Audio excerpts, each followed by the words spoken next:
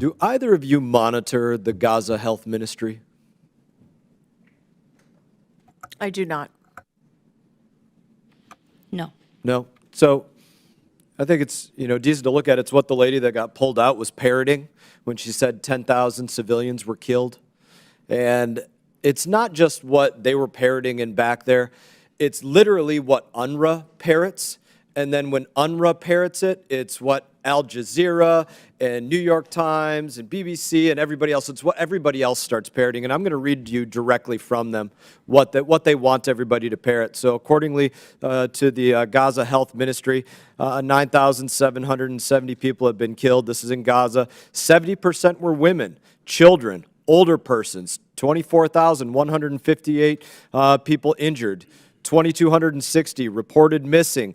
At one point, 521 families, 3,109 citizens, and they give very specific information. Do you notice anything glaringly missing from what I just mentioned to you from the Gaza Health Ministry report? Is there anything that strikes you as glaringly missing? I'm sorry, I don't know what you're referring to. Combatants. They didn't mention the word combatants No, at all. because they mingle them. Exactly. That's exactly the point. They expect the world to believe that all these people and these groups that they're dividing up to families and older persons and children, which they consider anybody under 18, and women, that none of them are combatants. That's what they want the world to believe, and that's what the United Nations goes out there and parrots, and that's what the media goes out there and parrots. So I want to get to a few of those points because it leads to a circle that's going on, and the circle is this. This shouldn't be provocative to anybody. Hamas lies. Hamas and Palestinians lie. It's their government. I've had a number of my colleagues that have agreed with me on Twitter that it's their government, even though they tried to censure me on this. But, and then they say they lie, but then they pretend everybody is a victim. And then after they say everybody's a victim, there's anti-Semitic riots and terrorism. And then after that happens, then there's people, members and others, that call for ceasefires in another country and things like this. So I want to ask a few questions on that. Are all combatants men in this war?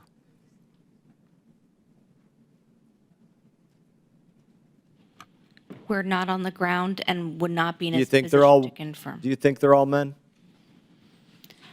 You're in DOD, you monitored Iraq and Afghanistan. Are all combatants men? Generally speaking, all combatants are not men. Thank you. Are they all over the age of 18?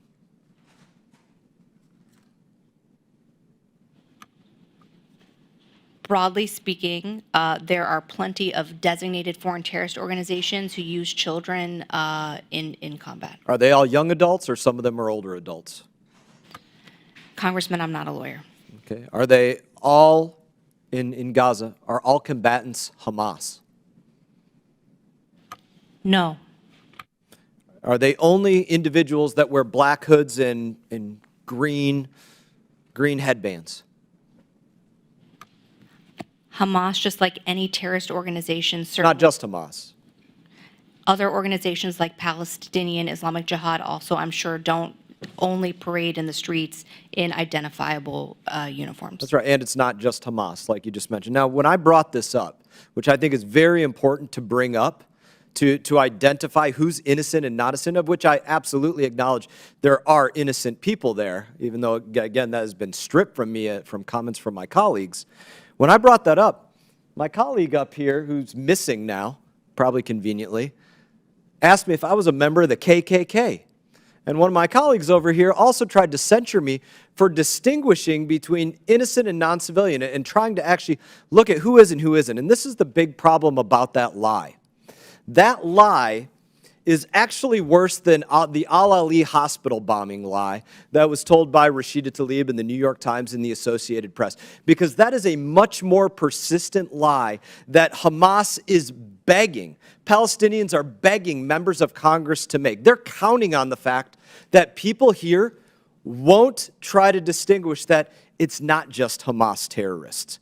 It's also Palestinians, it's also women, it's also under 18, it's also older people. And when they do that, they get that circle of lies where they think everybody thinks over there they're a victim, and then they get the anti-Semitic riots and terrorism, and then they get the people calling for ceasefires and for making them a second state. And that's why that lie, and these people unwilling to question that and yelling at me for questioning that, are creating a much more persistent problem than even what Rashida Tlaib put out there.